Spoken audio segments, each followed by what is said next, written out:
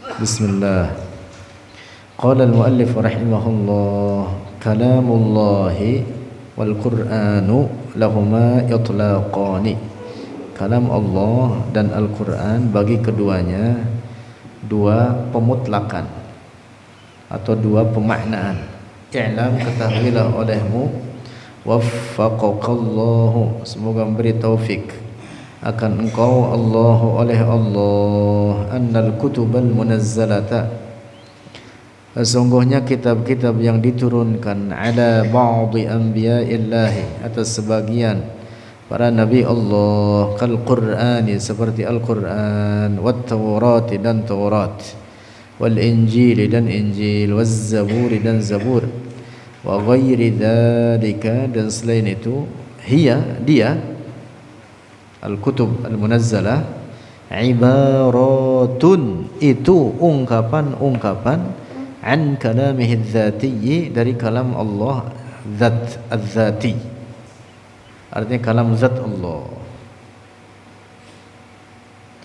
alladzi la yuqayyadu bi zamanin, yang tiada terikat dengan zaman, wala yusafu, dan tidak disifati, kalamuhu dzatiyyu, akan kalam Allah az-zati, bil ibtida'i, dengan permulaan, wal ikhtitami, dan penghabisan, wal inqita'i, dan terputus, wal isti'nafi, dan memulai, wa ghairi dzalika, dan selain itu, min awsafil muhdatsati, dari sifat-sifat perkara-perkara baharu. Sifat kalam Allah atau al-kalamuz zati bukan huruf, bukan suara, dan bukan bahasa.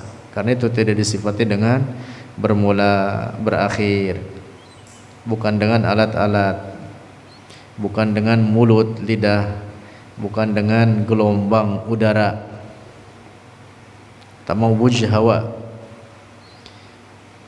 Wal ibaratu ghairul mu'abbari anhu, wal ibaratu, dan ungkapan-ungkapan adalah bukan yang diungkapkan darinya. Nih pendekatannya begini, ketika kita tulis lafaz Allah, alif lam lam ha, tulisan ini mengungkapkan kepada adanya zat yang maha suci yang kita sembah, yang bernama Allah. Nah, tulisan ini namanya ibarat. Mu'abbar anhu-nya adalah Allah, zat yang wajibul wujud yang kita sembah itu. Jadi tulisan itu bukan sebagai hakikat zat Allah. Tulisan alif lam lam ha bukan hakikat zat Allah. Nah, jadi al-ibaratu ghairul mu'abbari anha. Jadi ibarat itu ungkapan-ungkapan berbeda dengan apa yang diungkapkan dengannya. Walidzalika, dan karena itu bahwa ibarat itu ghairul mu'abbari anhu, fa innal ibarati, bahwa ibarat atau ungkapan-ungkapan sahha 'alaiha, terjadi atau benar, 'alaiha, atasnya al-ibarat, an takhtalifa, bahwa berbeda-beda oleh ibarat, bi ikhtilafil alsinati, dengan perbedaan lidah-lidah, dengan perbedaan bahasa. Fa in 'ubbira 'an kalamiz dzati, maka jika diungkapkan dari kalam Allah az-zati, bi hurufil Qur'ani, dengan huruf-huruf Al-Qur'an, allati hiya arabiyyatun, yang dia itu berbahasa Arab, fal ibaratu, maka ungkapan-ungkapannya Qur'anun, disebutlah Al-Qur'an. Wa bil ibraniyati fatauratun, dan dengan bahasa Ibrani disebutlah dengan Taurat. Nah, itu namanya apa? Ungkapannya, ibarahnya. Ibarahnya bisa berbeda-beda bahasanya, bisa bahasa Arab, bisa Suryani, bisa Ibrani, wa bis suryaniyati, dan dengan Suryaniyah, bahasa Suryaniyah, fa injilun, maka Injil, wa zaburun, dan kitab Zabur. Fal ikhtilafu, maka perbedaan, fil ibarati, adalah dalam ungkapan-ungkapan dunal mu'abbari anhu, bukan pada mu'abbar anhu-nya, bukan pada apa yang diungkapkan darinya. Atau kalau istilah kita mah kontennya gitu. Apa konten? Mu'abbar anhu-nya, yang diungkapkan dengannya, itu namanya mu'abbar anhu. Kandungan makna yang terdapat di dalamnya. Nah, jadi berbeda antara ibarah dengan mu'abbar anhu. Lianna kalam Allah, karena kalam Allah yang dimaksud kalam zatnya, yastahilu alaihi, mustahil alaihi atas al-kalamu zati, at-taghayyuru oleh perubahan, wa ta'addudu dan berbilang, kama yastahilu sebagaimana mustahil, dzalika demikian itu ala jami'i sifati dzatihi, atas seluruh sifat-sifat zat Allah azza wa jalla, sebagaimana seluruh sifat-sifat Allah tidak berubah, tidak berkurang, tidak bertambah, tidak menyerupai makhluknya, maka demikian pula dengan kalam zat Allah. Sifat kalam Allah bukan huruf, bukan suara, bukan bahasa, tidak menyerupai kalam pada makhluk. Fahuruful Qur'ani, maka huruf-huruf Al-Qur'an hadisatun, itu baharu. Huruf-hurufnya baharu. Alif, ba, ta, sa, jim baharu tidak? Baharu. Bahasa Arab baharu tidak? Baharu. Wal mu'abbaru anhu, dan mu'abbar anhu biha, dengannya huruful Qur'an, huwa kalamullahi dzatiyyu, dialah kalam zat Allah. Mu'abbar anhunya adalah al-kalamuz zati. Tulisan-tulisan yang berbahasa Arab itu adalah ibarahnya gitu.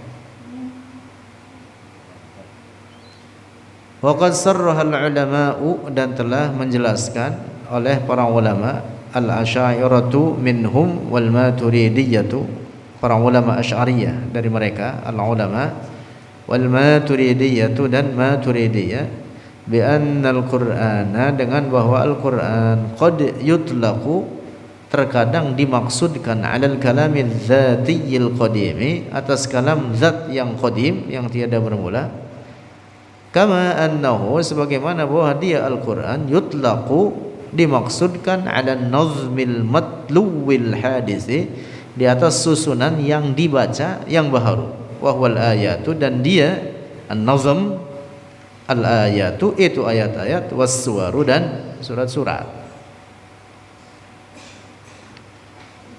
Nah, itu namanya apa? Mu'abbar anhunya. Jadi mu'abbar anhunya qadim, tapi kalau ibaratnya baharu. Kalau ibaratnya itu dalam bentuk huruf-huruf, tapi mu'abbar anhunya yang dimaksud al-kalamuz zati. Nah, al-kalamuz zatinya qadim, tapi kalau ibaratnya baharu. Nah, sering kita contohkan, kalau di papan tulis kita tulis Allah, maka itu adalah ibarat dari atau ungkapan menunjukkan kepada adanya zat yang kita sembah yang bernama Allah. Bukan itulah Allah nemplok di papan tulis. Itu hanya tulisan untuk mengungkapkan kepada adanya zat yang maha suci yang kita sembah. Nah, jadi mu'abbar anhunya yaitu yang kita sembah, yaitu Allah. Nah, adapun tulisan yang ada di papan tulis itu apa? Ibarat, ungkapan namanya. Menunjukkan. Ungkapan yang menunjukkan kepada adanya zat yang kita sembah tersebut. Nah, dapat dipaham ya? Nah, terus. Nah, jadi dua-duanya ini terkait Al-Qur'an. Ketika disebut Al-Qur'an, kadang yang dimaksud adalah al-kalamuz dzati, kadang yang dimaksud adalah al-lafzul munazzal, lafaz-lafaz dalam bentuk nazam atau surat-surat atau ayat-ayat yang dibaca. Fambana, maka jelaslah ala ma qaddamna, jelaslah maksudnya. Fambana itu dibangunlah artinya maksudnya menjadi jelas. Dibangunlah ala ma qaddamna, di atas apa yang telah kita jelaskan terdahulu. Annal Qur'an, bahwa Al-Qur'an lahu, baginya Al-Qur'an, itlaqani, dua makna,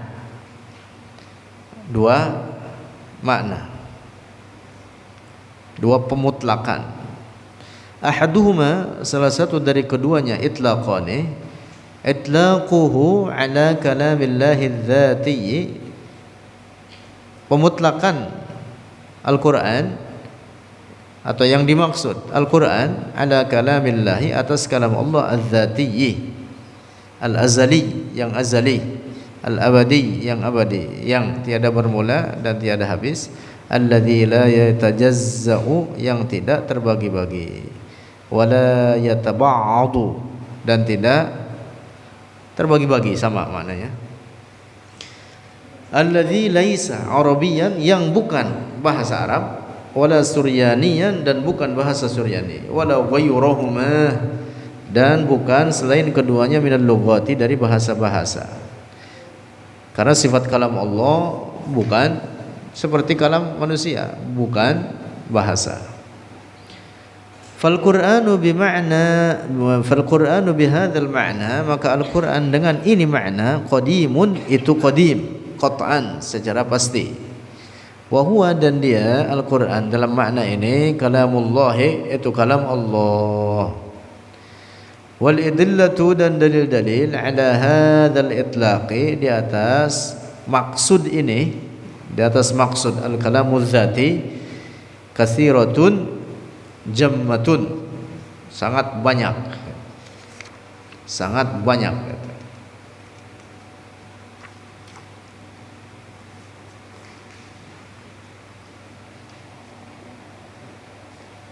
Wasani, dan yang kedua, itlaquhu 'ala al-lafzil munazzali,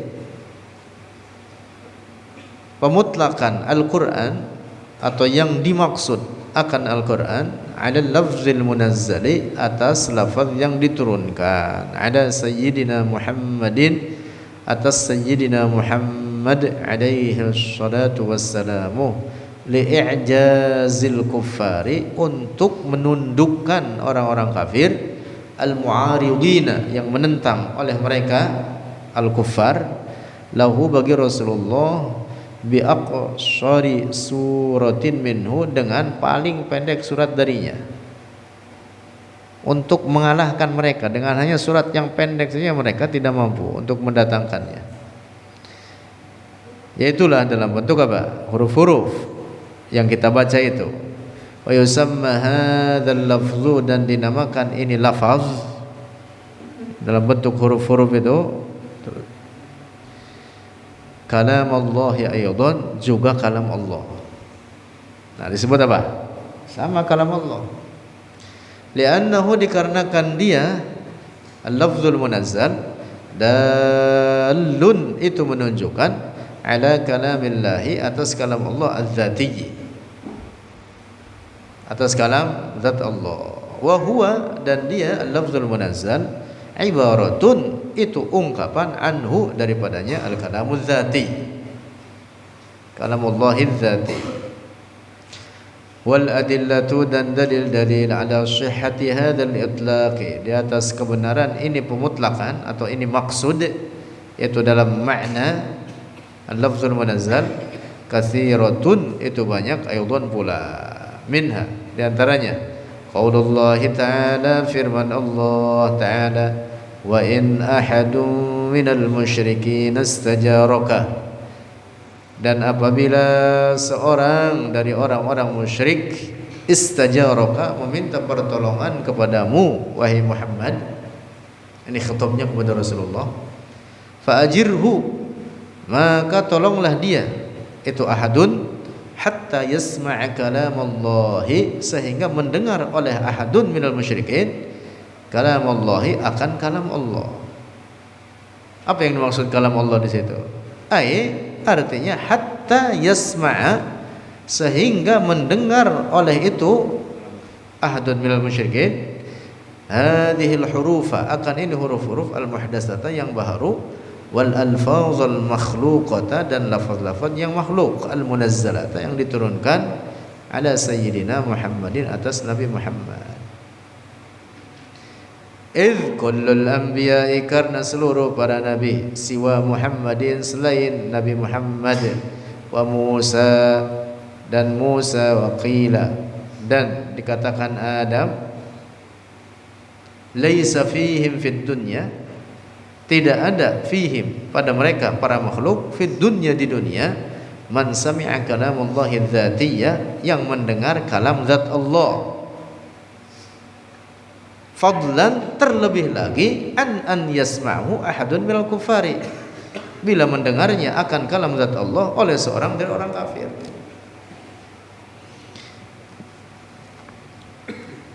Jadi ayat ini firman Allah, wa in ahadun minal musyrikin istajaraka, apabila ada orang musyrik datang kepada Rasulullah nyari suaka, minta pertolongan, dikejar oleh kaumnya, mau dibunuh, masuk ke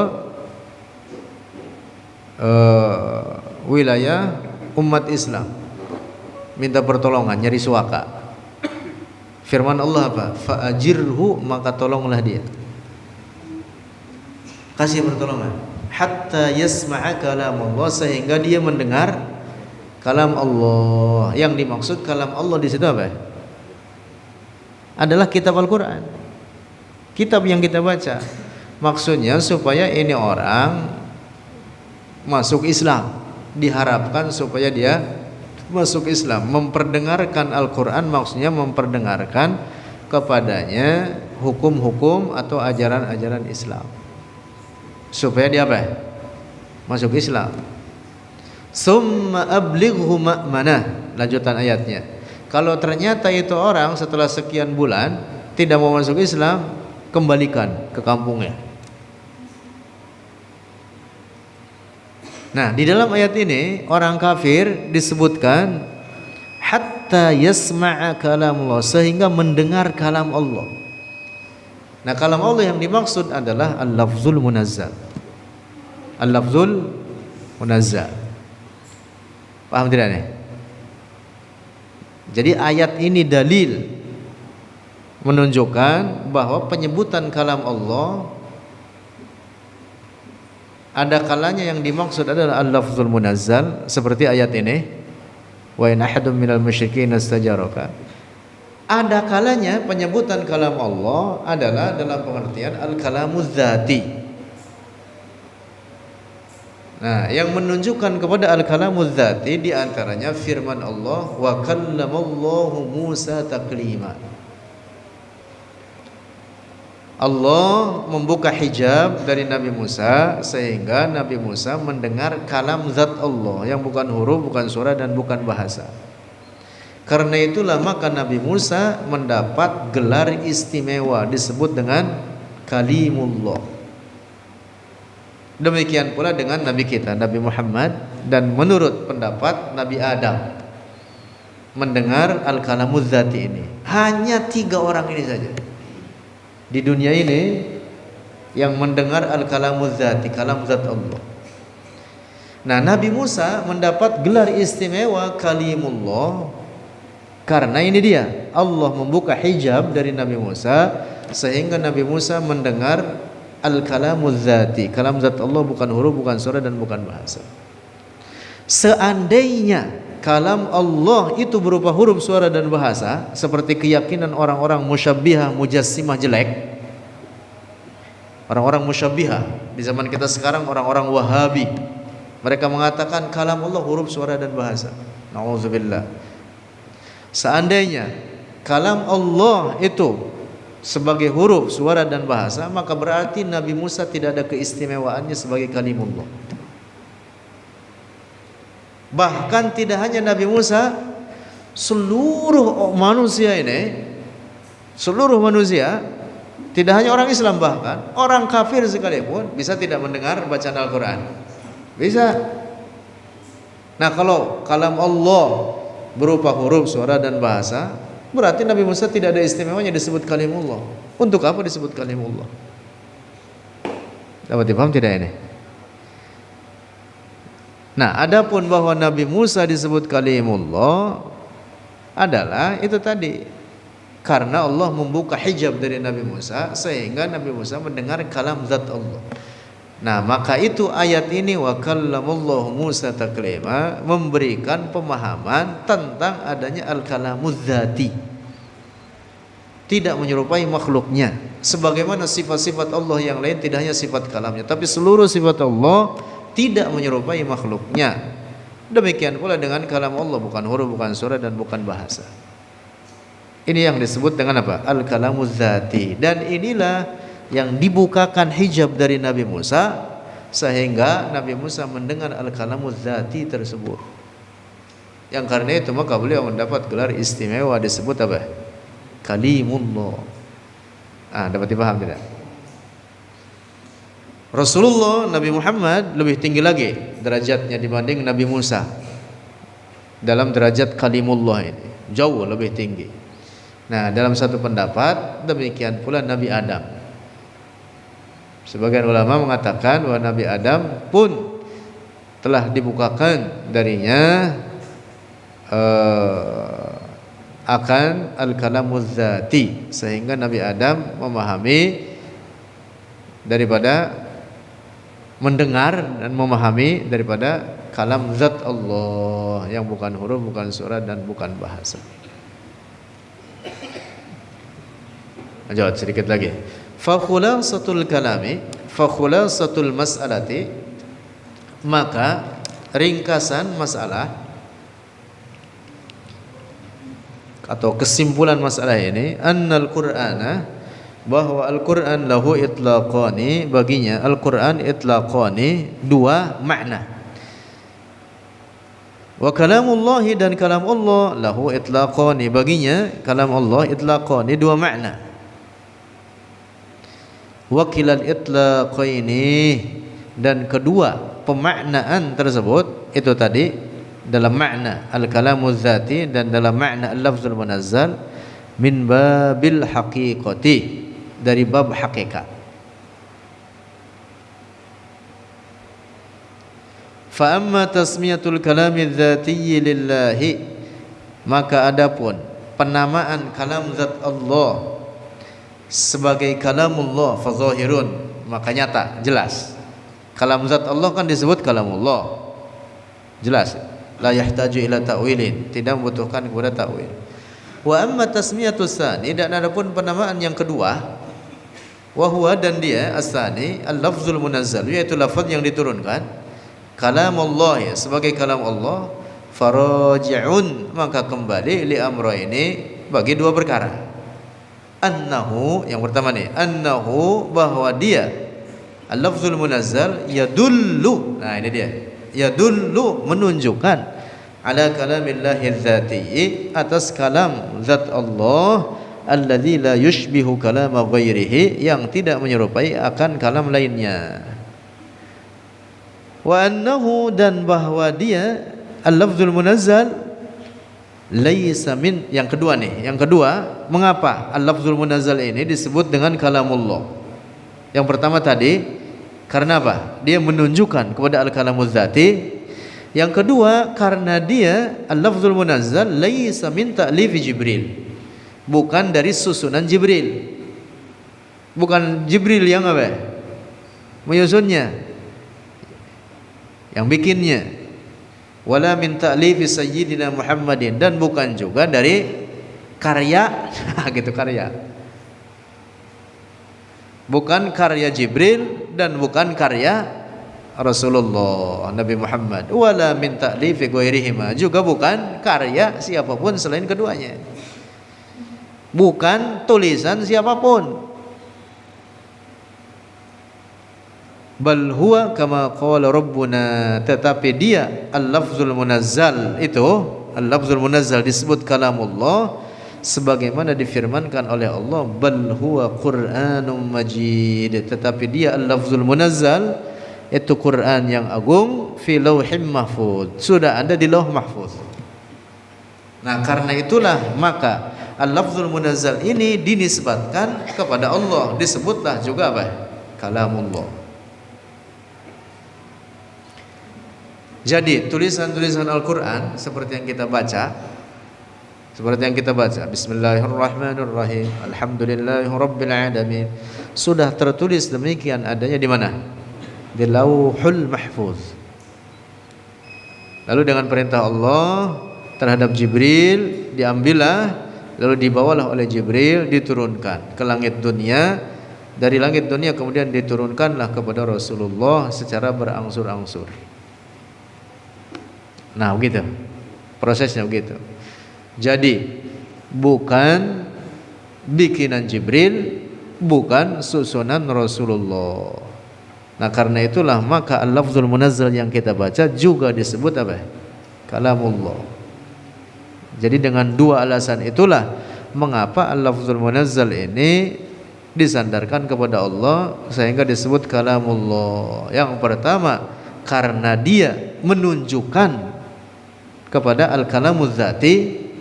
Yang kedua karena dia bukan bikinan Jibril, bukan susunan Rasulullah, tetapi sudah tertulis demikian adanya di Lauh Mahfuz. Nah, di Lauh Mahfuz yang menuliskannya siapa? Yang menuliskannya adalah Al-Qalamul A'la. Al-Qalamul A'la itu pulpen besar di antara makhluk yang pertama kali diciptakan. Lalu pulpen ini diperintah oleh Allah untuk menulis di Lauh Mahfuz.